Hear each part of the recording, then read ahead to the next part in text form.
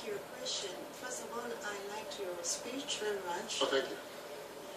And because you have actually given such a very clear picture and you painted the U.S. and how deeply entrenched race or racialization is, and yet I don't want to leave this place feeling like there was some kind of paradox in the talk, because then you focus on Obama as an individual, and in that sense I'm thinking in a very deeply entrenched racial context, how can you have such expectations on one person to make the changes?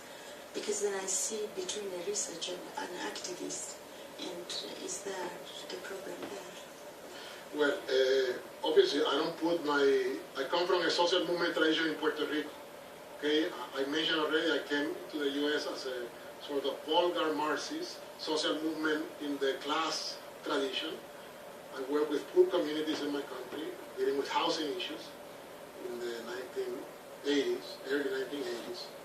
So leaders are important, but I never focus on the individuals. I did not, my criticism of Obama is not just of him as a person. I'm talking about him embedded in a racial community, but also him as part of a political party. Yeah? So if you were to close your eyes and imagine Obama were white, let's do this thought experiment. Imagine Obama was a white man, and he has done exactly what he has done in the last 4 years. How critical would you be? And I bet that if you were to put this on paper and didn't know who was the person carrying out the policies, you would be like, you tripled the intervention in Afghanistan, you got a Nobel Prize even though you are not too peaceful. There is a big contradiction there. And then you are like, and you could not, you deal with this situation with this woman, Shirley Sherrod, and you fire her before giving her her right as a person to tell you her story. So my concern, obviously, I do understand the context. Yeah, and that's what I try to say, that the context is not just in the US and in Europe. People assume that the racial context is just the nasty stuff, yeah? The Tea Party. My focus today was saying that although we have to, hey, I live in the South, I need to address sort of crazy folks 24/7.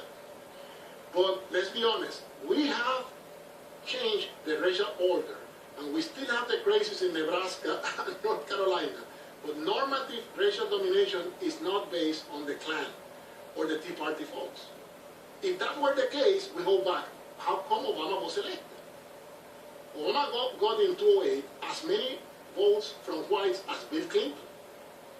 Now in the second election, he got fewer votes, 39% of whites supported him, which is more or less what Democrats have gotten in the last 6 electoral cycles. Therefore, we got to deal with this power of normativity rather than focusing on the racial context of the past.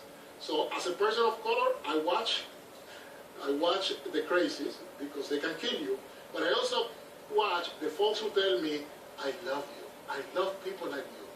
But, and after the vote, they go crazy.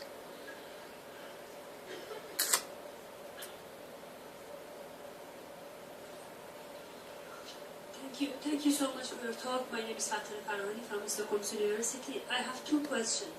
The first question is actually quite controversial. I know that these days most often election is about what we don't want to vote to, but I'm actually curious about why did you vote to Obama? The first time? First time. The first time. You didn't vote the second time? Okay. So, because I misunderstood. I said I voted the first time, the second time I didn't. The first time I voted for Obama, part as a purely tactical matter. I know my community of engagement, and I said my social movement perspective is that I first organize the folks that are my logical allies, communities of color.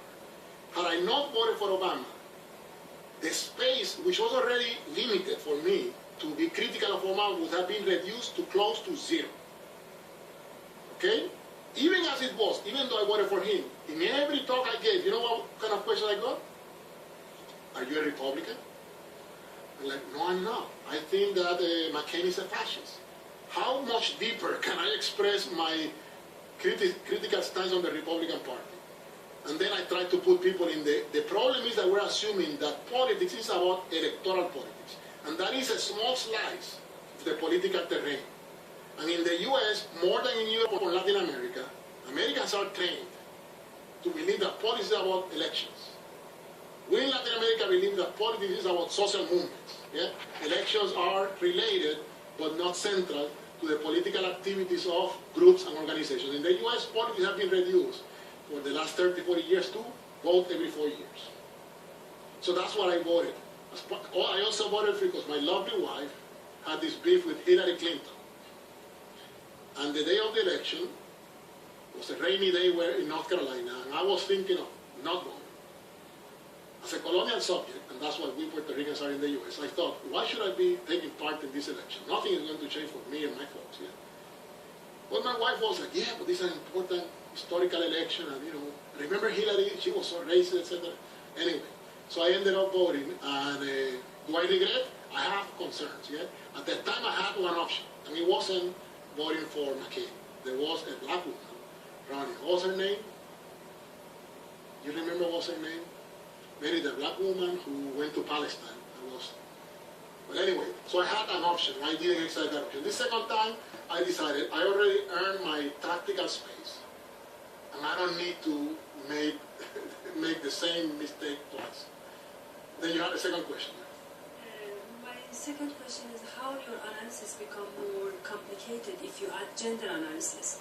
I mean, if you, for instance, look at Obama as a kind of construction or distancing from construction of black masculinity, comparing it to Hillary Clinton, for instance, and all the debate, everything that was particularly in the first election. Okay, so the gender component of Obama. I'm going to give, obviously we're going to have two talks after my talk, and I think that they probably will delve deeper in this angle than I will do. But I'll tell you something dealing with masculinity. In the contemporary landscape of the US, black men who succeed in politics tend to be, I'm choosing my words carefully, softer versions. Let me use a term that you may not be familiar with. In the US, whenever white folks want to like one of us, they make us exceptional blacks. It's true. So Obama, throughout the campaign, was making this exceptional black man. He's nice. He is, I'm using the language used in two ways. He's articulate. He is handsome. He is not every day talking about race. He's half white. He's this, he's that. So in that construction of masculinity is a version, and obviously, given that there is a hegemonic white masculinity, so they put that black man as a sort of softer, easier to negotiate and navigate kind of black man, in contrast to the Al Sharptons of the world or Jesse Jacksons, who were viewed as too strong, etc. Same applies to black women in politics now. So Michelle Obama was switched from the angry black woman to the white lady like, yeah? So that seems to be the parameter of the equation. If we are going to allow you, and remember there is control and power here, Obama is an agent in history, but he could not have moved through if the system did not allow him to get through. And I mentioned he was vetted. Plutocrats in the Democratic Party were central to his meteoric rise in the Democratic Party. So the transaction is, we will allow you if you are a certain kind of black politician. Yeah? In the Republican Party, interestingly, you can be a strong, I don't know if any one of you knows this person who thankfully lost in the election, Representative West, black man from Florida. Crazy, absolutely fascist, but a very strong black man. Yeah? So the Republican Party is willing to work on that angle so long as they are sort of anti-minority minorities. There you can be strong. But if you're going to be in the Democratic Party, you have to be sort of a minority. And let me add something to the equation, which is not just gender, but in terms of phenotype. The preferred black politician these days is the lighter skinned black politician. Let's talk color politics, not just race, but also color politics. And there is a long history in the US of giving preference to lighter skinned black folks. Yeah? In Hollywood, think about who are the successful black actors and actresses, or the musicians and singers. Yeah? The lighter you are, the more likely you are to succeed. And in politics, it's becoming the same. So Obama, half white. Harold Ford, I mentioned his name, you may not know him. I wish I had his image. His eyes are like light brown, and he's very thirsty. Yeah? And he married a white